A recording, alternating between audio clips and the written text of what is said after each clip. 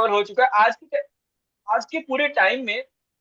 It is said, ये बोला जाता है कि दुनिया अपने दुख से नहीं परेशान है, दूसरे के सुख से परेशान देखिए सर, है। हम दुख से सुख से खुश इट हैं। इट हैपेंस कि समटाइम कुछ लोग दुख से भी बहुत परेशान होते हैं, दूसरे के दुख से। अरे वो बेचारा कितना परेशान है, वो परेशान है, तुम उसकी जगह तुम क्यों टेंशन ले रहे हो, तुम अपने इमोशंस क्यों डाउन कर रहे हो? जब व्हाट यू आर तक ये गोइंग टू हो बिकम अ जाते जज? हैं ना, मैं भी हम चल रहा करना हूँ, नहीं चाहते हैं। हाँ। टैपिंग करा रहा हूँ, अभी उसी पे टैपिंग करा रहा हूँ। What we are doing and what we have to do, उसी पे टैपिंग कराने हैं।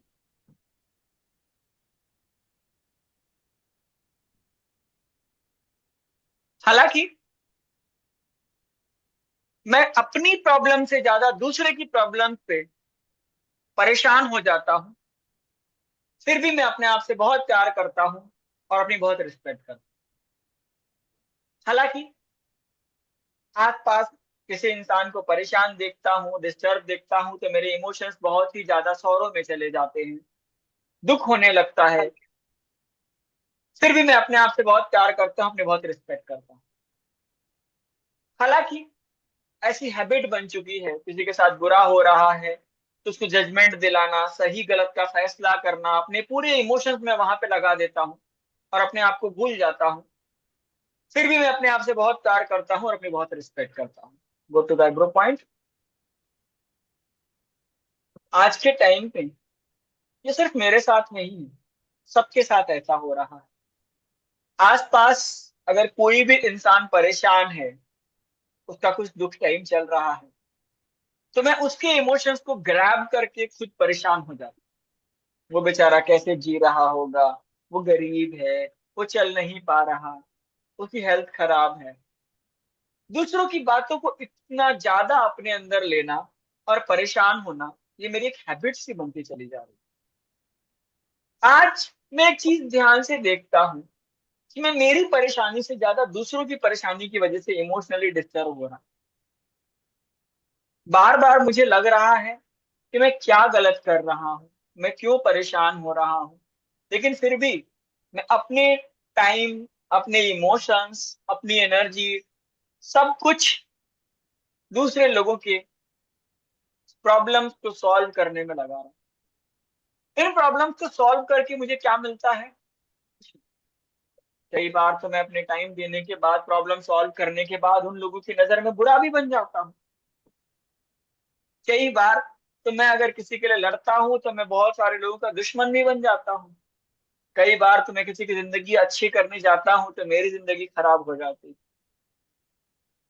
कई बार मैं मेरी एनर्जी को ऐसी जगह लगाता हूँ जहां से मुझे कुछ नहीं मिलता और मेरी पूरी एनर्जी वेस्टेज हो जाती है, मैं ड्रेन हो जाता हूँ, मैं लो हो जाता हूँ। और ऐसा करके मैं अपने आप को और दुखी कर देता हूँ। क्या रियल में भगवान ने मुझे ये सारी काम करने के लिए भेजा है? हाँ ठीक है, ह्यूमैनिटी है, मनुष्यता है। लेकिन भगवान ने एक बात बोला है कि सर्वप्रथम अपनी सेवा करो, फिर उसके बाद समाज की सेवा करो। यदि तुम काबिल हो, तुम लायक हो, तब तुम समाज में जाके उसकी हेल्प करो। पहले अपनी काबिलियत को बराबर बनाओ कि तुम उस काबिल बन जाओ। किसी दूसरे को जज करना, किसी दूसरों की इमोशंस को अपने अंदर लेने से पहले अपने इमोशंस को इतने स्ट्रांग कर लो कि तुम इमोशनली कहीं ड्रेन नहीं हो।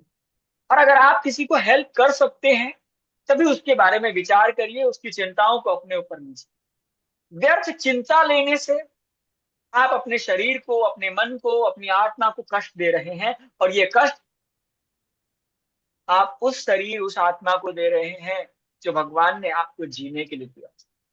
आप जानबूझ के अपने लिए एक पनिशमेंट क्रिएट कर रहे हो, जानबूझ के अपने साथ बुरा कर रहे हो, और इस बुरा करने का नतीजा बुरा ही नहीं। अगर आप किसी की मदद कर रहे हो और अगर वो अपने एनर्जीज कुछ एक्सचेंज नहीं कर रहा है, आपकी एनर्जी जाया जा रही है, तो ये आपका पर्सनल दखल अंदाजी है, भगवान इसमें कुछ नहीं कर सकता। आपने भगवान से पूछे बगैर उसके शरीर, उसकी आत्मा को यूज किया है दूसरों के काम के लिए। भगवान ने शरीर और या आत्मा आपको अपने काम के लिए दिया। सर्वप्रथम अपने आप को ठीक करो, अपनी एनर्जीज को बैलेंस करो, उसके बाद किसी की एनर्जी सुनने जाओ। हाँ, हम ह्यूमन है, हमारा काम है सबकी एनर्जी सुनना, लेकिन उसको अपने दिमाग में लेना, उसके इमोशंस को लेना, ये हमारे कंट्रोल में है, हम कंट्रोल कर सकते और हम अपना टाइम जाया ना करें लोगों के इमोशनल दर्द को सुन करके। क्योंकि अगर हम ऑलरेडी इमोशनली पेन को हॉर्स हैंडल कर सकते हैं तो दर्द सहना ठीक है, अन्यथा नहीं। कोई आवश्यकता नहीं है उस दर्द को सुनने की, उस पर काम करने। आपका दोस्त हो, मित्र हो, बंधु हो, भाई हो, कोई भी हो, आपका कर्तव्य सिर्फ इतना है कि आप पहले अपने आप को इमोशनली बैलेंस करो, फिर दुनिया में किसी को भी आप इमोशनली बैलेंस करो। अगर आप खुद नहीं ठीक हो, आप खुद नहीं एक डॉक्टर हो, तो आप दूसरे की चिकित्सा करने के योग्य नहीं हो। ये समाज में बताया जाता है कि अगर आप एक उचित अध्यापक नहीं हो तो आप किसी को शिक्षा नहीं दे सकते हो, आप एक बराबर वकील नहीं हो तो आप किसी को न्याय नहीं दिला सकते हो। आज के समाज में चीज बताई जाए तो अगर आप इमोशनली खुद से स्ट्रांग नहीं हो तो दूसरे के इमोशंस को लेकर के उसको अपने सर पे झेलना, यह बहुत बड़ा अपराध है, जिसको आप बार बार करके अपने शरीर को क्षति पहुंचा रहे हो, अपने मन को क्षति पहुंचा रहे हो। जो आपका मन आपके साथ आपके जीवन पे चले, आप दूसरे के इमोशंस को उतना ही अपने साथ ग्रैब करिए जितना लेने की आवश्यकता। यह बात हमें पता चलती है जब हम इमोशंस मिलाने के बाद लोगों से अपने आप को बुरा भला सुनते हैं।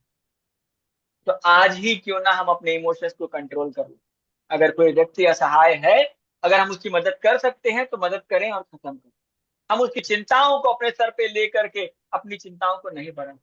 अगर किसी के घर में खाने के लिए नहीं है तो अगर हम खाना पहुंचा सकते हैं तो ठीक है, अन्यथा हम उसकी चिंताओं को लेकर के अपने सर पे नहीं झेल सकते। अगर किसी की जिंदगी में हालात खराब चल रहे हैं, उसकी हेल्थ खराब चल रही है, हम उसकी सेवा कर सकते हैं तो ठीक है, अन्यथा हम उसकी हेल्थ के टेंशन को अपने सर पे लेकर के अपनी हेल्थ को नहीं खराब कर सकते। ये चीज हमें समझनी पड़ेगी और ये रियलिटी है। ये जितना हम कर सकते हैं, जितनी हमारी काबिलियत है, हमें उतना ही करना चाहिए। अगर किसी के पास पैसे नहीं है, अगर हमारे पास एक्स्ट्रा है तो हम उस पैसे को दे करके भूल जाए। हम आज के समय में मदद करने के बहाने अपना नाम ऊंचा करना चाहते हैं, जिसकी वजह से हम लोगों के गलत इमोशंस को अपने अंदर ले। हमें बार बार लगता है कि भगवान ने हमें भेजा है मदद करने के लिए, और अपने इमोशंस को मार के दूसरे के इमोशंस को हील करने की कोशिश करते हैं, सिर्फ नाम कमाने के लिए कि लोगों के सामने मेरा नाम अच्छा हो जाए, मेरी इमेज बन जाए, मेरी इज्जत बन जाए। लेकिन उसके बाद और मेरी इमेज खराब हो जाती है क्योंकि हम अपने इमोशंस को बैलेंस नहीं। अगर मैं एक बहुत अच्छा कोच हूं तभी मैं किसी को कोच करूं, अन्यथा मैं उस कोचिंग में हाथ ना डालूं। ये भगवान मुझे बताए। श्री कृष्ण ने हमेशा बोला है कि आप जिस काम में निपुण हो उसी काम को करने के लिए आगे बढ़िए, अन्यथा शांति से बैठ जाइए। इस चीज को श्री कृष्ण ने महाभारत में बहुत स्पष्टता से बताया कि मैं एक योद्धा नहीं हूँ, मैं एक मार्गदर्शक हूँ, और इस युद्ध में सिर्फ बैठ के मार्गदर्शक करूंगा, युद्ध नहीं लड़ूंगा। यह सारे ज्ञान हम सबको मिल चुके हैं, और इस ज्ञान को पाने के बाद भी यदि हम इस ज्ञान को फॉलो नहीं कर रहे हैं तो हमसे बड़ा ज्ञानी कोई नहीं। यह ब्रह्मांड हमारी मदद तभी कर सकता है कि इस ज्ञान को पाने के बाद इस ज्ञान का उचित उपयोग।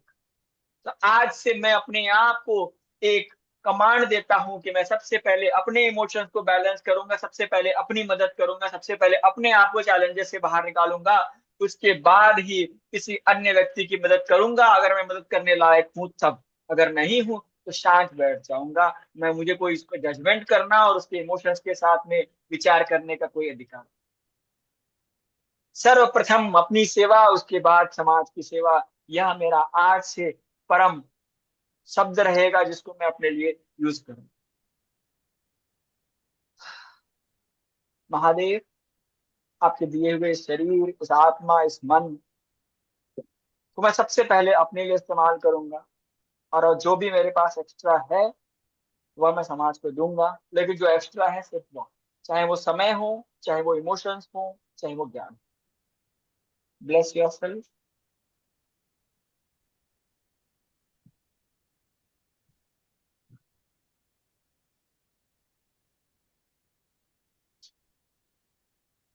बहुत सारे लोग बोलते हैं मन कंट्रोल नहीं होता है।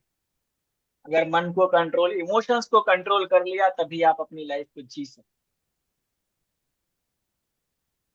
रियलिटी यही है कि दिमाग के लिए बहुत सारे उपाय हैं, फिजिकल बॉडी के लिए बहुत सारे उपाय हैं, लेकिन इमोशंस को कंट्रोल करने के लिए और बैलेंस करने के लिए बहुत कम उपाय हैं।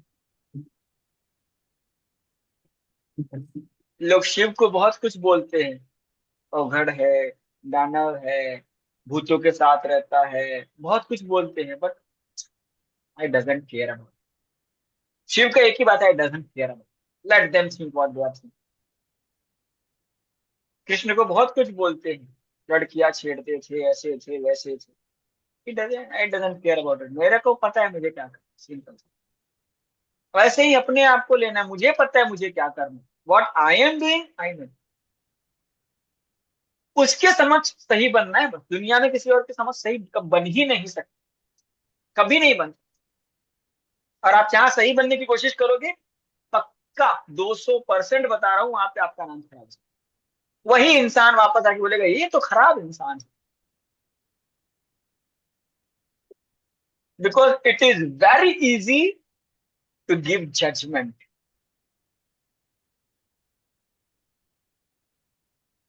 अरे तुमने काली गाड़ी ले ली, ये तो नहीं लेनी चाहिए, उसने ली, उसका पैसा लगा, तुम्हारे को क्या पड़ी, कुछ होगा उसे होगा, तुमको क्या होगा।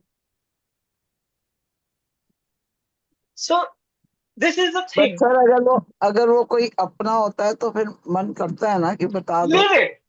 बताने की जरूरत नहीं है। देखो मैं एक बात बोलूं, बताने के बाद वो उल्टा जवाब देगा, फिर और पीड़ा होगी, मत बताओ। जब वो पूछने आता है तब बताओ, नहीं तो मत बताओ। मैं ऑनेस्टली बता रहा हूँ कि ये चीज मैंने फेस कर ली है लाइफ में। लोगों को बताने के बाद आप बुरे बन जाओगे। आपने भी इतनी लाइफ जी होगी, आप देख लो। आप अपने बच्चे को बोलोगे सुबह जल्दी उठना चाहिए, बुरे बन जाओ।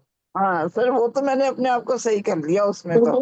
अब मैं कहते हैं तुम्हारी जब अपनी जिंदगी है। जब आप अपने बच्चे को नहीं कंट्रोल बता सकते हो, बताने के बाद बुरे बन रहे हो, तो पड़ोस वाले के लिए तो बुरे। जब तक जिंदगी इसकी स्मूथ है तब तक ठीक है, अन्यथा आप बुरे हो।